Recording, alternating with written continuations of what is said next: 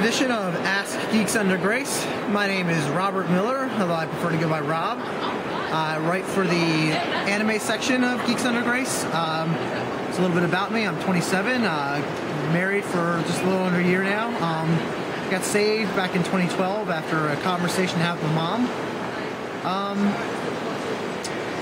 What else? I like to play video games. I'm a really big fan of JRPGs. I'm currently playing Tales of Xillia 2. I like to play the guitar every once in a while. I'm a big fan of rock and metal. My favorite band is actually Theocracy. If you haven't heard of them, check them out. Not really sure what else to say, so I guess we'll just go ahead and get started with the questions. I'm going to be reading them off my phone. I'm actually recording to you live from ConTicon. That's what I wanted to mention. It's a convention here.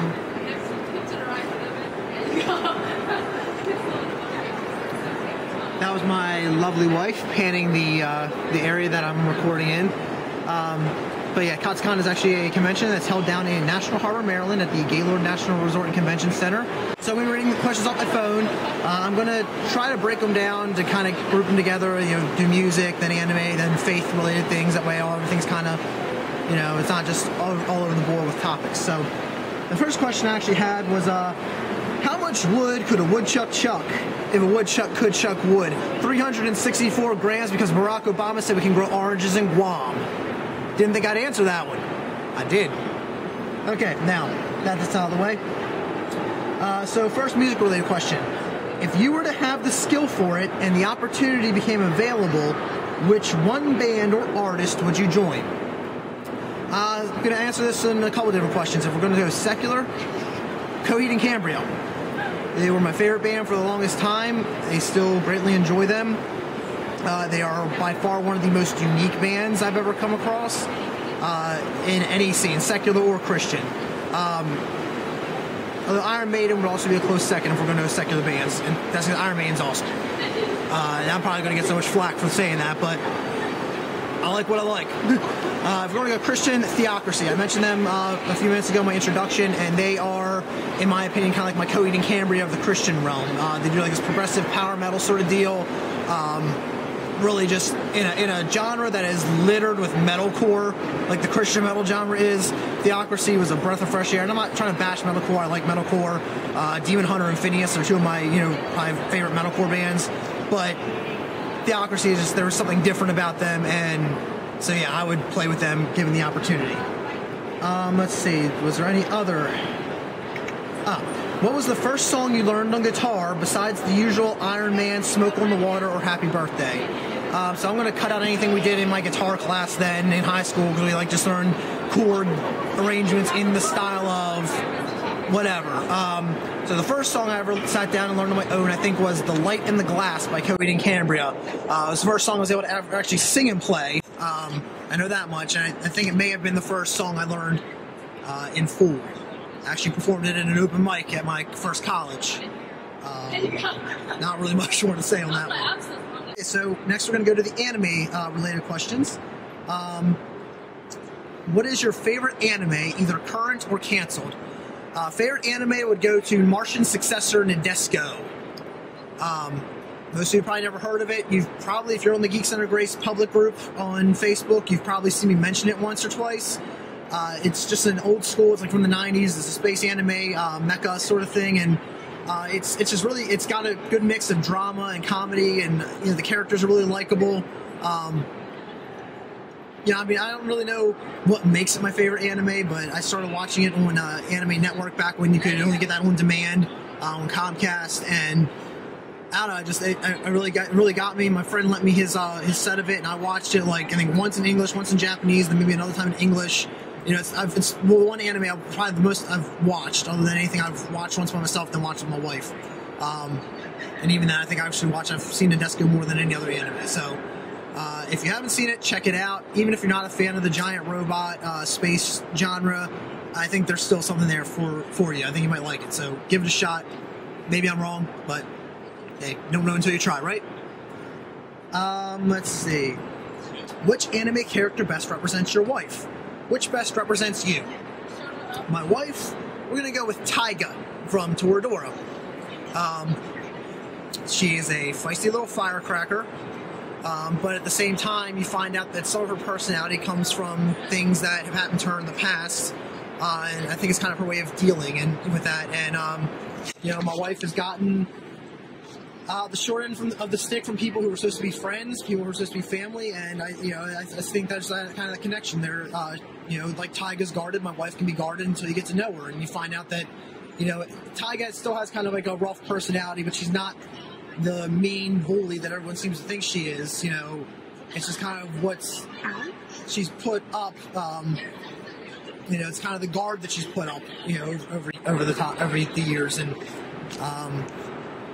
you know, I know that's not really a happy thing to necessarily be saying, but, you know, I mean, in the end of it all, you know, things work out. You know, if you haven't seen Toradora, I'm sorry, I'm spoiling things for you. But things work out, and, you know, she finds happiness and love, and my wife is recording this, and she's not too happy with my description, I don't think. Anime character that best describes me? Pick any whiny, indecisive male protagonists from any anime. I mean, really, there's not one anime character I'm like, oh man, that's like me, but I just, whiny, indecisive male protagonists, your Shinji Ikaris of the anime world, and that's basically me. Favorite video game of all time and why? That's one of those questions I don't really think about too much, but I was thinking about it yesterday, and what came to mind was, I'll say Valkyria Chronicles. Because it was one of those games that I didn't necessarily, it wasn't a game I necessarily wanted. My wife kind of picked it up for me when she worked for this media store, and I decided to give it a shot, and it really just blew me away. I mean, the art style is really kind of different. It has almost like this, it's an anime art style, but it's kind of like this water paint style. I don't know, it's just the way it's done. Like the paint, the way the art style is done, the way the coloring is done, it looks different than what you would expect. The gameplay is sort of like it's like tactical strategy, action, RPG kind of thing. Like you have your units, you move them around the board, but you know, it's not, you get to actually target where they shoot, and you control each individual person. It's really hard to explain, but it's really unique and really fun. The story was amazing. There's one part where you will just, if you don't tear up and get sad at one part of the story, you have no heart. I mean, it's just one of those games you look back on and you're like, wow, that was a game I didn't necessarily intend to play, but I am glad I played it. So yeah, check it out. One other question I did have that was not faith-based. What is the best old hobby? Model making, woodworking, painting, and the like. Given that I build Gundam models, and I used to do models of airplanes, and did like one aircraft carrier, I'm gonna go with model making. Even though I'm only building Gundam models, and they're not your traditional model making because you can kind of snap them together, you don't have to use glue.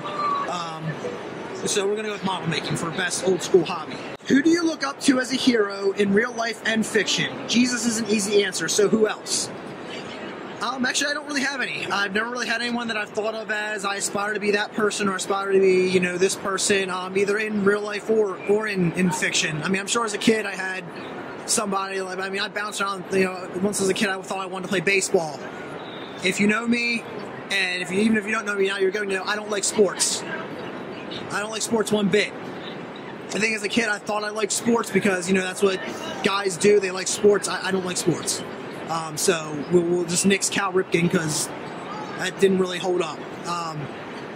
You know, and even, you know, kind of like, you know, it says exclude Jesus, but I'm not sure, you know, as far as calling a hero, you know, I mean, I try to be like Jesus, you know, because that's what I'm supposed to be. I know that's what God says you're supposed to be, so I try to be like Jesus. I don't know if you really call it being a hero or what. I mean, I see, you know, I certainly see why we're supposed to be that way, and when you look at what Jesus taught, it makes sense, and you see how that's a better life, and you see how, you know, God's design for everything works out. But, you know, and maybe that is what a hero is. I mean, you know, I don't sit there and say, oh, you know, well, to me, I don't think of it that way as being a hero thing. You know, maybe you define it differently.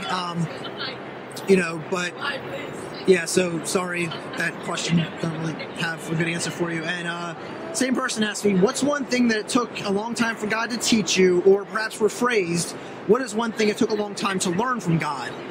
As far as long time goes, I'm not really sure. If you don't mind, I'll substitute that for the hardest thing I had to learn. And the hardest thing is the, how do I phrase this?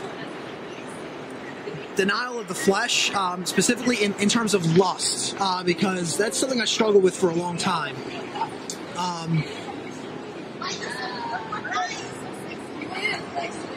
It's one of those things that, you know, your flesh thinks, oh, you know, I'm being denied the right to feel a certain way or think a certain way or whatever. But when you stop and think about it, you're really torturing yourself, because all lust does is it creates these ideas and these fantasies in your head.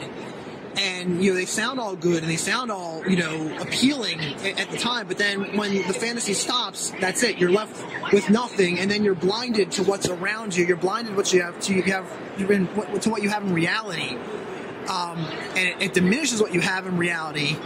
You know, and it's really just like kind of it's the same as looking at pornography. You know, you think, oh, this isn't going to harm anything. This is all good, but then, you know, look at any study and it shows you that pornography really harms. It diminishes the enjoyment you get out of, you know, being active with your wife. I'm trying to keep this PG.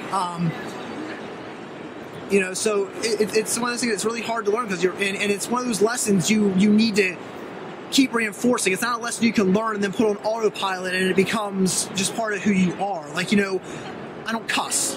And when I first was trying not to cuss, you know, yeah, that was something I had to actively be involved in. And once I got it down, I feel like it's one of those things I don't have to necessarily think about. I just don't cuss anymore. It's not part of my vocabulary. It's not something I do. But, you know, with controlling lust, that's something you actively have to be involved in. I think that's why it's such a hard lesson to learn, because it doesn't stop. If you stop trying, you lose it. So you need to keep trying, and I think it makes it such a hard lesson to learn, but it's such a worthwhile lesson, because you appreciate what you have more, and you stop torturing yourself with just false things that it's not real. You know, if you're addicted to pornography, I've been there. I know, so I'm not condemning you, but it's not real, and you're hurting yourself. And stop it. I don't mean to sound harsh, but you'll do yourself a huge favor. The only other question I have that I haven't answered yet, would you volunteer for a space mission if you would have to spend the rest of your life away from Earth? If that space mission involved giant robots, and if I could take my wife and my dog with me, maybe. Strong maybe. And that's it. That's every question you guys have asked me. So I hope you enjoyed this. I hope, you know, those who got decent answers from me are satisfied with the answers. So those who I kind of didn't really have an answer for, I'm sorry. I wanted to touch on every question, though, and at least give you some kind of response. So thanks for watching. Thanks for being a part of Geeks Under Grace. And have a nice day, and God bless.